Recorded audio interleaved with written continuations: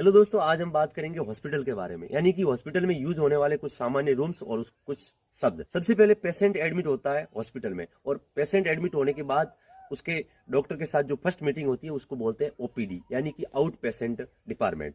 उसके बाद डॉक्टर तय करता है कि पेशेंट को किस रूम में भेजना है। अगर पेशेंट की सामान्य स्थिति है तो उसको भेजता है जनरल वार्ड, यानी कि पेशेंट रूम में भेजता है। तो पेशेंट की पोजीशन बड़ी क्रिटिकल है तो उसको भेजता है आईसीयू, यानी कि इंटेंसिव केयर यूनिट में। और आईसीयू में डॉक्टर है कि वो टीम होती है और उसकी है वो समय समय पर उसकी जांच करते हैं।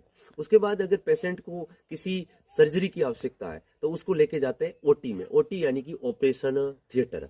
उसके बाद वहां से वापस लाते हैं और उनके बाद उसके कुछ टेस्ट करवाते हैं। टेस्ट का मतलब है जैसे उसके ब्लड टेस्ट है, यूरिन टेस्ट करना है, तो उस टेस्ट को लेके जाते हैं पैथोलॉजी रूम में। और उसके बाद अगर कुछ पेशेंट की आवश्यकता है कि उसके एमआरआई, सीटी स्कैन या एक्सरे जैसे कुछ टेस्ट की आवश्यकता है तो उसको लेके जाते हैं रेडियोलॉजी रूम में। और कई पेशेंट ऐसे होते हैं जो एक्सीडेंट के द्वारा बड़े गंभीर चोट से हॉस्पिटल में पहुंचते हैं, उसको एडमिट किया जाता है ट्रॉमा सेंटर में।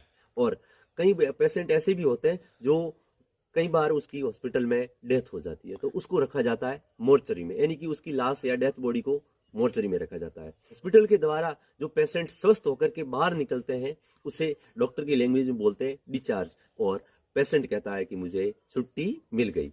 जय हिंद, जय भारत।